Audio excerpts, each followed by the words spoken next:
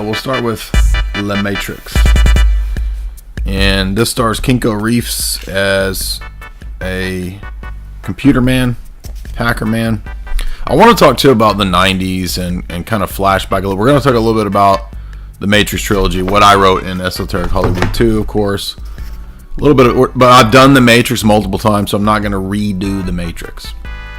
That movie has been analyzed into the dirt. And I'm going to go ahead and tell you that I didn't really think the new Matrix movie was very good. And I didn't have any expectations. What's Mary Jane's line?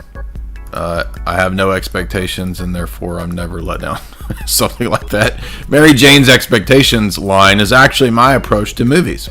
And that way I'm never let down because I have no expectations, and then I can just watch the movie, and if there was actually one element of the movie, oh, that was a nice picture hanging in the background, then I'm pleasantly surprised because the movie wasn't complete garbage. But hey, I guess the metaverse and the multiverse actually is an easy way for Hollywood to go meta and then rehash stuff and reuse stuff and then capitalize on everything they already did. I was just thinking, next up they'll have a whole movie where they just change one scene and it'll just be the same old movie. It'll be like, that's the Metaverse Dimension 23,455, where they just changed that one scene. Whoa, my mind is blown. Here, let me consume. Oh, I'm gonna consume. Oh, give me more Marvels. Give me more Marvels. Okay, Star Wars boy. We'll give you infinite Marvels in the infinite Marvelverse. And anyway, so you get the idea. So basically, it was all about, should we give people choice? The other couple weird elements too. Basically, Neo and so here's the final reveal. So after all these, there's like, it's one of those movies where there's 10 reveals, there's 10 endings. You're like, oh, finally it's over. Oh no, we have another another cake layer of bad ending, right? It's like we just had the mayonnaise cake. Now you got to have a bite of the onion cake. Now you got to have a bite of the freaking cornbread cake, right? It's just like they stack on worse and worse layer endings. By the way, there was also Monarch Butterfly behind the Doogie Howser psychiatrist. So references to, I think, probably Monarch mind control programming. He's basically the handler. So in the story, Keanu is dosing himself with Big Pharma because he's suicidal, and his Doogie Howser's his handler, psychiatrist, who's keeping him imprisoned, basically. So he's the demiurge. And guess what his power is? Time. He slows and speeds up time, which Neo can't do in this Matrix for whatever reason. By the way, he can't fly, but Carrie-Anne Moss can fly. Now this is where it's going to get really stupid. Because the whole point of this movie is that in the new Matrix, in the new world that they're going to create, the resurrected Neo and Trinity now have God powers in the Matrix because they've been basically cloned and rebuilt in the real world. And in the new Matrix, they're not going to do... They're like, thank you, Doogie Howser God, for giving us a resurrection. Now we're done with you and we have dethroned you. So the Crowleyan idea of dethroning God is literally what happens at the end of the movie. And guess how it's done? Through the beloved goddess. So Trinity, the woman, is the savior of Neo. Because Neo can't fly. They jump off the building. She can fly. She grabs him. It's so freaking cheesy, dude. It's so lame. It's like, come on. This is so dumb. Basically girl power. That's the point here. So, because chicks can fly. So what's the meaning of all of this? Chicks can fly, enter the metaverse because girl power, and basically Neo is reduced to being a cat lady. I'm not joking. Like, Trinity runs shit now, and Neo's like cowering in the background, literally petting a cat and being like, okay, whatever you say. And then I was thinking, what's the word I want to use? And I was thinking Marvel plus garbage. Marvage. Well, can't wait for the next Marvage that I could consume. I want you to intravenously put Marvage into my veins so I can consume it. Right? Anyway, we'll get to the Marvage later. Although, actually, it wasn't a bad movie. I mean, it's not bad. But we will dissect the goofy esoteric elements.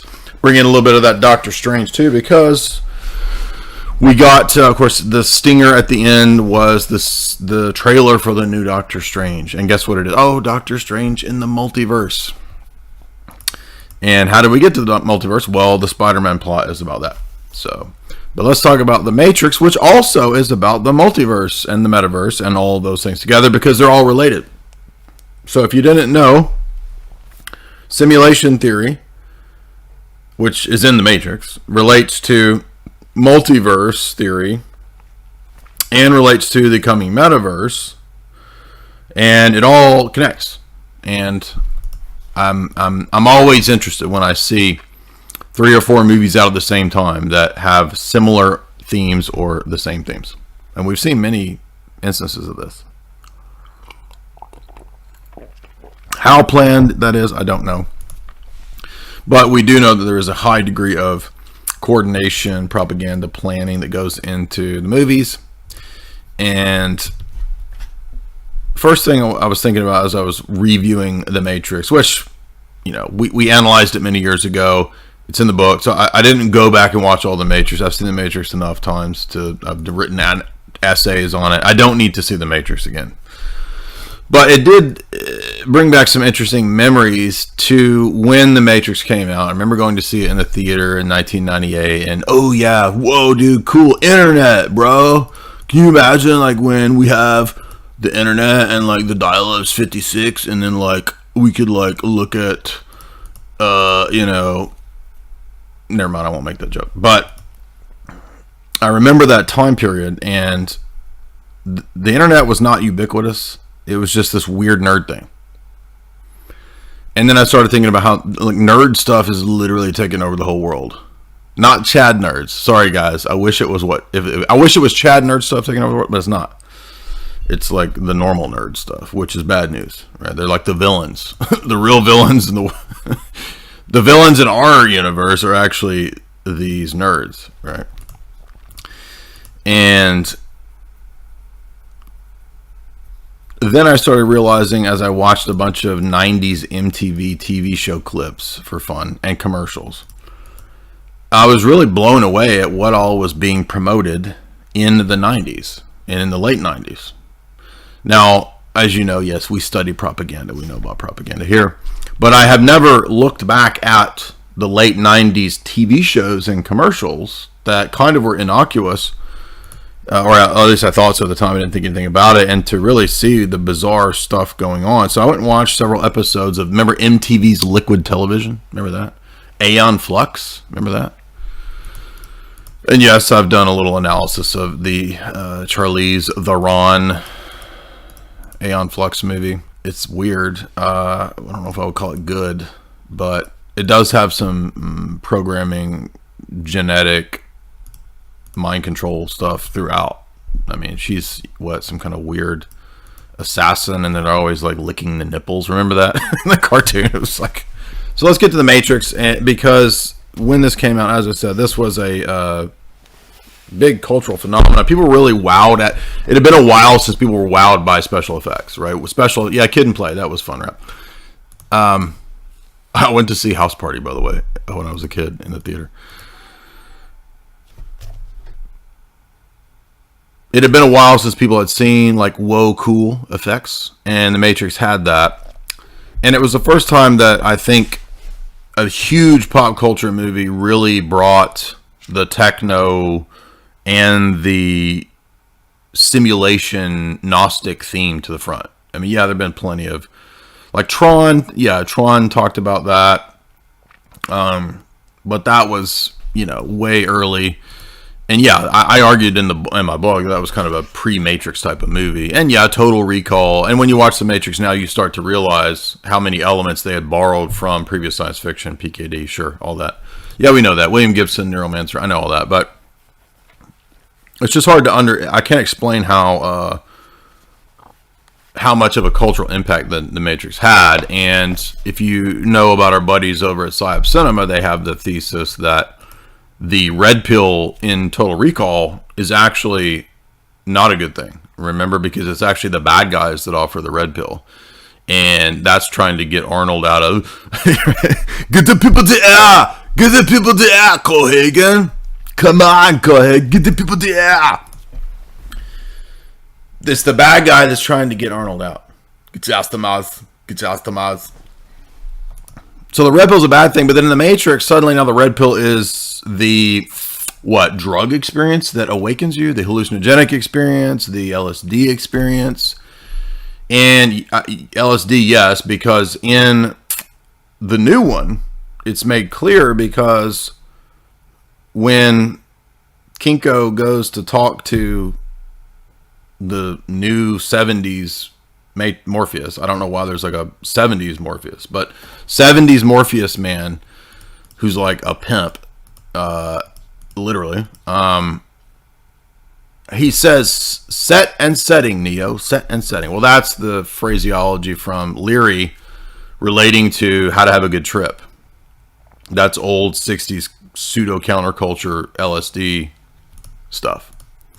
So, in other words, yes, it's talking about the LSD trip, and then Neo is given the red pill again to wake up again. And I'm just pointing out that the Psyop Cinema guys might have a point that what in Total Recall is a red pill, which is a bad thing, that Arnold rejects, now gets flipped into being the way to exit the Matrix because, oh, don't you know, when you trip balls, you're going to see, oh, reality's a simulation. Reality's fake, dude, except I'm in it. So, but I'm not fake. But I'm real because now I just woke up out of being fake, bro. All this nonsense, all this gibberish, all this Far Eastern philosophy that is repackaged for Western pop audiences is really transparent once you see it. But point is, it's so obvious that, yeah, it was talking about the LSD trip.